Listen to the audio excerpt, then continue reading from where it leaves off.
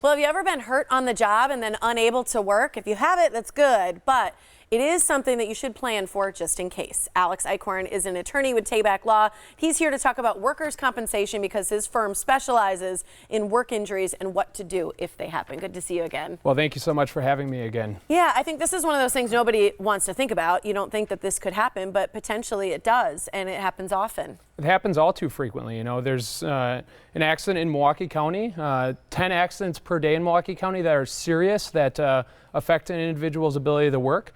So it happens far too frequently, and that doesn't even take into consideration more minor injuries, such as a cut to the finger or even an injury to the knee, like a meniscus injury. Yeah, something like that that may kind of compound over time, or back injuries, things like that.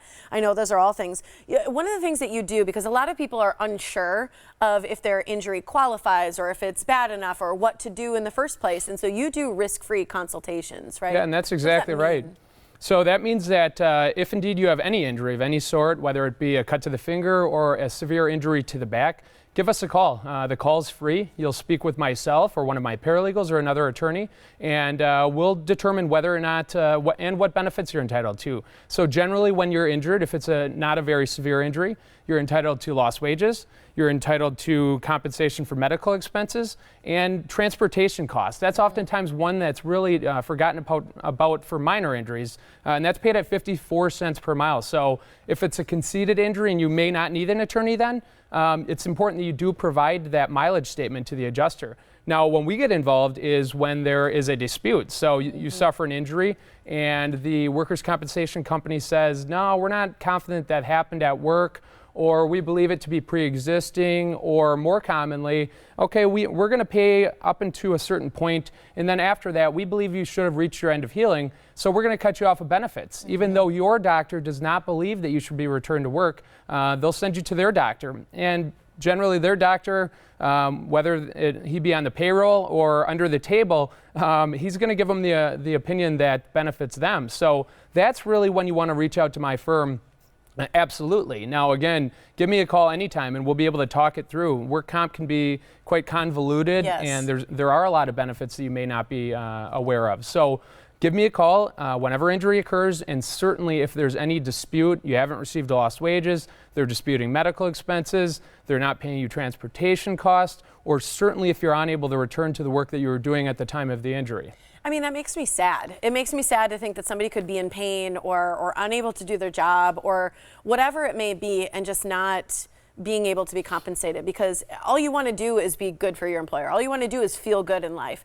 The thing is, it doesn't cost anything for someone to work with you because you only get paid if you win, right? Yeah, and that's a great point. So hypothetically, we could work with you if you had an injury, and if for whatever reason we're unable to achieve the results that we wanted, which has not happened in all of my career. I've been doing this for over You've never lost? No, we've not. We've not lost a case. So wow. In over 7 years, we've been able to succeed on hundreds and hundreds of work injuries. Yeah. And get the individuals the benefits they're entitled to. So yeah, what it means though is that you give me a call, you don't pay me $1 up front. The only time that my firm gets paid is if we win, and that check is cut directly from the workers' compensation company. So gotcha. My clients are not trying to write a check out of their bank account that they may not yet have or have at all. Okay, so say you caught somebody's ear and they're thinking, this is me. This is potentially me. I need to do something. I need to figure this out. What's one of the first things that you should do when you are injured and unable to work? Because you talk about your loss of earning. It's like a capacity claim Sure. or something. What is that? Would people know what that is? Generally what you think of it is it's exactly what it says. So it's a loss of ability to work. So yeah. Let's say tomorrow and I hate to use you as an example, right, but it happens to everyone. Falls, you never know. You never know when you hurt your back and you're unable to sit for longer than 30 minutes at a time. Mm-hmm. And that would be really detrimental to your ability to do this job. You'd go to your employer and you'd say, here are my restrictions, are you willing to accommodate? Yeah. And they'd probably be unwilling, right? Mm-hmm. You have, one, you're on camera all day, you might grimace and look like you're in pain. Yeah. And two, you really need to sit a long time. So they may say, unfortunately, we cannot accommodate these restrictions. So what the state of Wisconsin has done is it hasn't just left you out there to dry, because now what? This is really a specialized job. So you would have two options in that situation. You could have your restrictions interpreted by the Department of Vocational Rehabilitation. They would determine what your individualized education plan is to determine what you would have to do to go back to school, to put yourself in a position where you could make comparable wages. Alternatively, if the injury was so severe that you're unable to work in any capacity, my firm specializes in Social Security disability. We're one of the largest in the nation and certainly the largest in Wisconsin. We've helped thousands of people get disability benefits.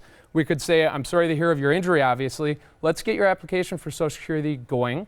And secondarily, let's get a claim for loss of earning capacity going. So we'd send you to determine what your real restrictions are for a functional capacity evaluation. And then we'd send you to a vocational expert. And we work with a team of vocational experts that really could interpret your past history of education, your restrictions, and make a determination of what your realistic loss of earning capacity is. And then, depending on the extent of the injury, there is a potential settlement, or potentially if you could never work again and it's determined by the vocational counselor, you're entitled to lost wages at your average weekly wage TTD rate, which is 2/3 of what you generally make, for the remainder of your life. Oh my God. Okay, so here's the thing. People are going to get confused. They need to call you. You have the risk-free consultation. The phone number for Tabak Law is 414-351-4400. TabakAttorneys.com to contact Alex and his group. Thank you so much for being here. Well, thank you again so much for having me. It's always a pleasure to see you. Absolutely. Appreciate it.